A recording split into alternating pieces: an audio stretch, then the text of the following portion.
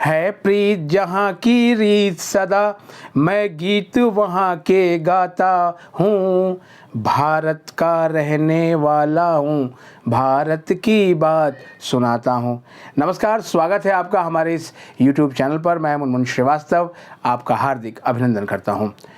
देश के लिए गौरव का क्षण है जब आज प्रधानमंत्री नरेंद्र मोदी की नेम प्लेट के आगे भारत लिखा था।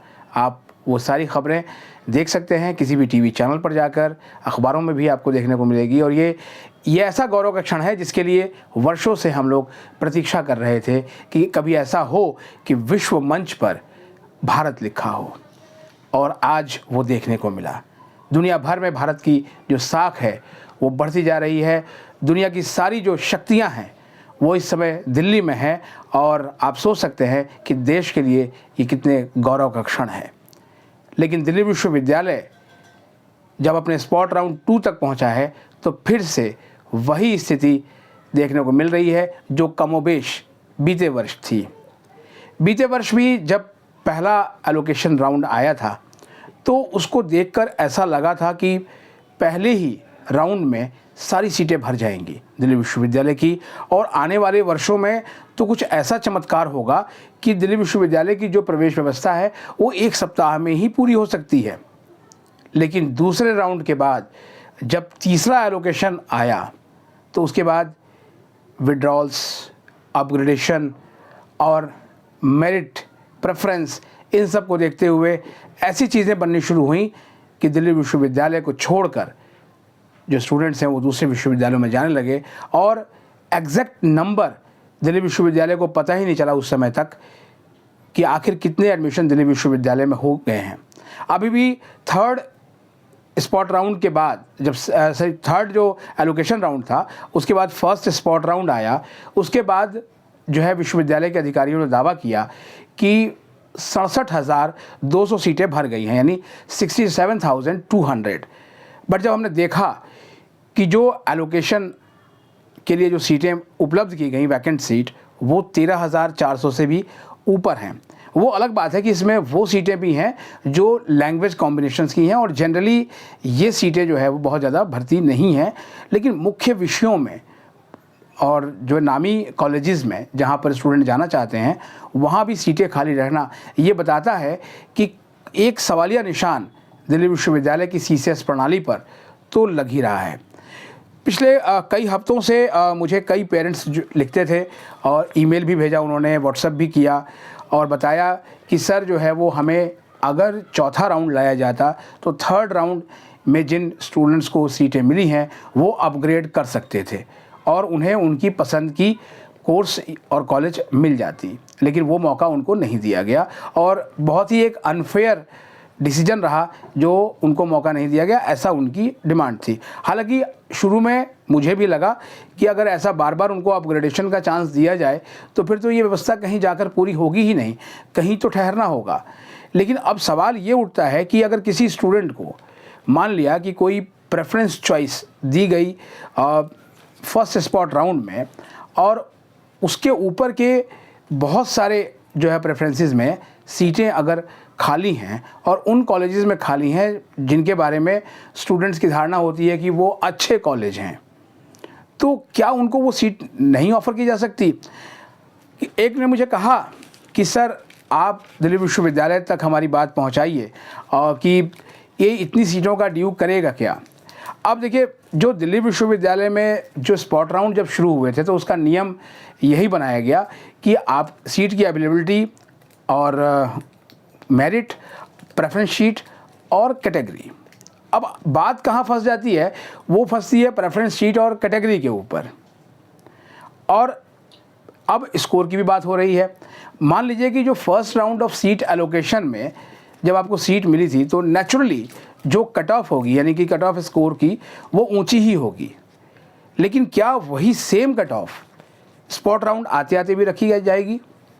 ये मैं इसलिए कह रहा हूँ कि कई, मैं कॉलेज का नाम नहीं लूँगा, बट कई ऐसे कॉलेजेस में उन पॉपुलर कोर्स में सीटें हैं जो कि students first round of seat allocation से ही उनमें एडमिशन लेना चाहते हैं। अगर वहाँ पर सीट वैकेंट हुई है तो क्या उसको उसी मेरिट से भरी जाएगी जो मेरिट फर्स्ट एलोकेशन में थी या सेकंड में थी या थर्ड में थी या स्पॉट राउंड 1 में थी, अगर उस मेरिट को उतना ही रखना है तो फिर जाहिर बात है कि वो सीटें तो उसी समय भर गई होती, फिर वो सीटें खाली कहाँ से हो गई।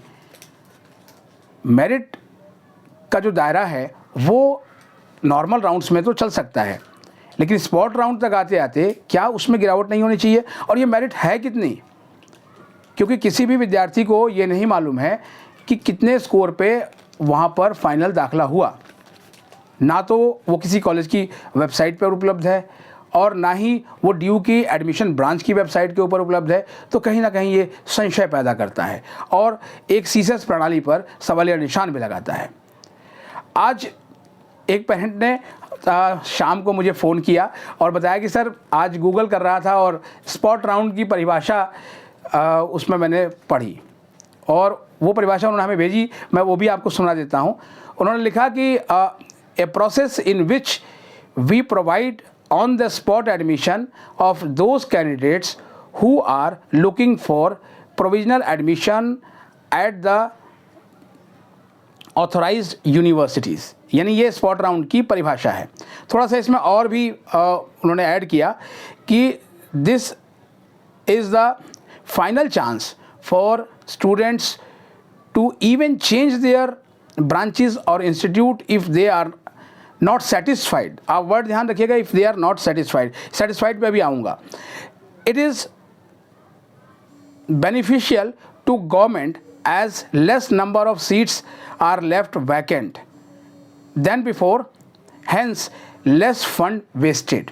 यानी कि दिल्ली विश्वविद्यालय भी एक गवर्नमेंट इंस्टीट्यूशंस है और अगर सीटें खाली रहती हैं तो जाहिर बात है कि ये सरकार के पैसे की बर्बादी भी होगी। और इसमें एक वर्ड जो उन्होंने लिखा है सेटिस्फाइड। बहुत से पेरेंट्स मुझे मिले और एडमिशन एस्पिरेंट्स ने बताया कि जो सीट उन्हें एलोकेट हुई है उसको लेकर वो सेटिस्फाइड नहीं है। इस पर एक सर्वे भी किया जा सकता है कि क्या जो सीट आपको एलोकेट हुई वो उससे आप सेटिस्फाइड हैं। जब सीटें अलॉट हुई और जब स्टूडेंट्स ने सेटिस्फाइड होने की बात और अनसेटिस्फाइड की बात कही, जब ये डिबेट शुरू हुई तो उसमें ड्यू के एडमिशन ब्रांच ने कहा कि स्टूडेंट्स को वही कोर्स अलॉट किया गया है जो उनकी प्रेफरेंस शीट में था, बट वही नंबर जाके अलॉट हुआ, उसके ऊपर का नंबर अलॉट नहीं हुआ डिस्पाइट की सीटें खाली हैं। तो ये भी एक सवाल पैदा करता है। एक छात्रा का वीडियो हमने आपको दिखाया था, उस वीडियो के बाद बहुत ही तीखी प्रतिक्रिया हुई।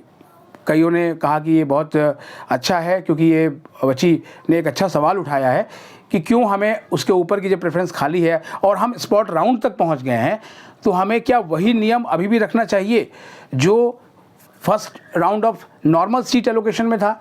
आपको एक जो एडमिशन प्रक्रिया शुरू होने के दौरान जो प्रेस रिलीज दी गई थी उसकी एक पंक्ति आपके सामने पढ़ना चाहूँगा जो बताती है कि क्या उसी पॉइंट पर हम डटे रहें, अड़े रहें, सीटें खाली चली जाएं, वैकेंट सीट वैकेंट की वैकेंट रह जाएं और फिर से इस साल भी दिल्ली विश्वविद्यालय में सीटें खाली रह गई, इस तरह की जो है वो खबरें फिज़ा में उड़ें और जो प्राइवेट इंस्टीट्यूशंस हैं वो अगले साल फिर इन सब चीज़ों का ज़ोर शोर से प्रचार करें। पहले वो लाइन आपको पढ़ के सुना देता हूँ।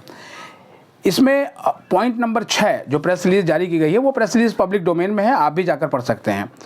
उसमें जो extra allocation in first round वाला जो कॉलम है उसमें लास्ट की पंक्ति कहती है कि the university may decide on policies as and when required to fill the seats optimally in the large interest of the students. यानी जो स्टूडेंट्स के लार्ज इंटरेस्ट में होगा वो किया जाएगा। अब यहाँ दो चीज़ें हैं, बहुत सारे जो बच्चे हैं वो हैं जिनको अभी तक एक भी सीट अलॉट नहीं हुई, उन बच्चों को भी सीट मिलनी चाहिए उनके मार्क्स के हिसाब से, कहीं पर भी मेरिट वायलेट नहीं होनी चाहिए। ये बात बिल्कुल सही है क्योंकि दिल्ली विश्वविद्यालय हमेशा मेरिट पर एडमिशन देता आया है। और दूसरा, उन बच्चों का जिनको सीट तो मिली लेकिन वो अपनी सीट से इसलिए सेटिस्फाइड नहीं है कि उनको कोई ऐसा कॉलेज मिल गया जो उन्हें नहीं चाहिए था, उनकी जो चिंता है वो सिर्फ यही है कि जो उन्होंने चुनी प्रेफरेंस वो उससे ऊपर के हायर प्रेफरेंस में अभी भी, जब हम सेकेंड स्पॉट राउंड तक आ गए हैं, तब भी सीटें अभी भी खाली हैं। तो क्यों नहीं उनको उनकी हायर चॉइस दी जाती है? यानी बिल्कुल वही सवाल जो एक पेरेंट ने मुझे ईमेल भेजा था और उन्होंने बताया था कि सर ये ईमेल मैं ड्यू की एडमिशन ब्रांच को भेज चुका हूँ, ग्रीवेंस कमेटी को भेज चुका हूँ, और फ़ोन तो कोई उठाता ही नहीं है। तो उन्होंने हमें भेजा, मैंने उसको पढ़ा और शुरुआत में मुझे लगा कि शायद हो सकता है, क्योंकि जब तक समस्या अपनी नहीं हो कोई इतनी चिंता नहीं करता है। लेकिन उन पेरेंट ने जो वैलिड पॉइंट उठाए थे, वो पॉइंट्स अब कहीं ना कहीं जो है वो सही साबित होते हुए दिख रहे हैं कि जब ऊपर के उनके चॉइस में सीटें खाली हैं, तो क्या विश्वविद्यालय वेट कर रहा है कि वो जो first round of seat allocation की जितनी मेरिट रखी थी, अगर उतनी ही मेरिट आएगी तो सीट अलॉट होगी, और या फिर उसको लोअर करेंगे। लास्ट ईयर मुझे लगता है कि इसी वजह से जो सीटें हैं वो खाली चली गई, क्योंकि मेरिट को किस सीमा तक रखा गया किसी को भी नहीं पता चला। यहाँ तक कि मुझे भी नहीं पता है कि किस कॉलेज में पहला दाखिला कितने मेरिट पर हुआ और अंतिम दाखिला कितने मेरिट पर हुआ। जब CUET से पहले जब सामान्य कट ऑफ व्यवस्था चलती थी, तो उसमें सबको पता होता था कि अगर किसी कॉलेज में पहली कट ऑफ जो है वो 98 या 97 गई है, तो नेचुरली जब दूसरी कट ऑफ आती थी तो उससे नीचे ही आती थी, उतनी नहीं रहती थी। तीसरी उससे भी नीचे, चौथी अगर आई तो उससे और नीचे, और तब तक अगर वहाँ पे सीटें भर गई तो फिर जो है वो वहीं पे एडमिशन क्लोज़ हो जाया करता था। बाद में अगर विड्रॉल्स हुए तो फिर से एडमिशन खुलता था और फिर से एक नई कट ऑफ आती थी, लेकिन वो कट ऑफ बिल्कुल पहली कट ऑफ के बराबर नहीं होती थी।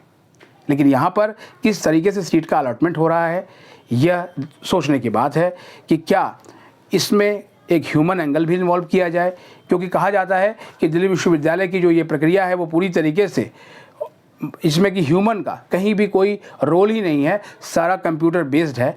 तो कंप्यूटर बेस्ड है तो आखिर जो प्रोग्रामिंग की गई है वो किस तरीके से है। अगर किसी स्टूडेंट को मान लिया कि 243 नंबर की प्रेफरेंस मिलती है और 243 से ऊपर आते हुए अभी स्पॉट राउंड में भी सीट खाली है, तो क्या उसको अपग्रेड की सुविधा नहीं मिलनी चाहिए कि अगर सीट खाली है तो वो अपग्रेड कर ले, क्योंकि इससे उसको एक बेटर चांस, एक फेयर चांस मिल जाएगा। थर्ड राउंड में जिनको सीट अलॉट हुई थी वो लोग लगातार कह रहे थे कि एक राउंड और होना चाहिए ताकि उनको भी अपग्रेडेशन का एक मौका मिले, लेकिन अपग्रेडेशन का मौका जो है नहीं दिया गया। अभी भी बहुत से स्टूडेंट लिखते हैं कि उनके डैशबोर्ड पे अप्लाइड फॉर अपग्रेड आ रहा है। तो इसका मतलब क्या है, आखिर वो अप्लाइड फॉर अपग्रेड अभी तक हटा क्यों नहीं है उनके डैशबोर्ड से? फिलहाल ये सारे सवाल जो है उठ खड़े हुए हैं सेकेंड स्पॉट राउंड के बाद। अभी आज सेकेंड स्पॉट राउंड के लिए अपनी प्रेफरेंस भरने का, रजिस्ट्रेशन करने का आज लास्ट दिन था और सोमवार को सीट एलोकेशन की जाएगी। अब देखना यह है कि दिल्ली विश्वविद्यालय प्रशासन किस तरीके से आगे कदम उठाता है, क्योंकि उसका कहना है कि लार्ज इंटरेस्ट में वो काम करेंगे और आखिर तक आते आते एडमिशन व्यवस्था क्या जो एडमिशन एस्पिरेंट्स हैं उनके चेहरे पर खुशी दे जाएगी या फिर उनको दिल्ली विश्वविद्यालय से विमुख होना ही पड़ेगा। अगर आप हमारे चैनल पर नए हैं तो चैनल को सब्सक्राइब कर लें। मिलते हैं एक और एपिसोड के साथ, तब तक के लिए नमस्कार।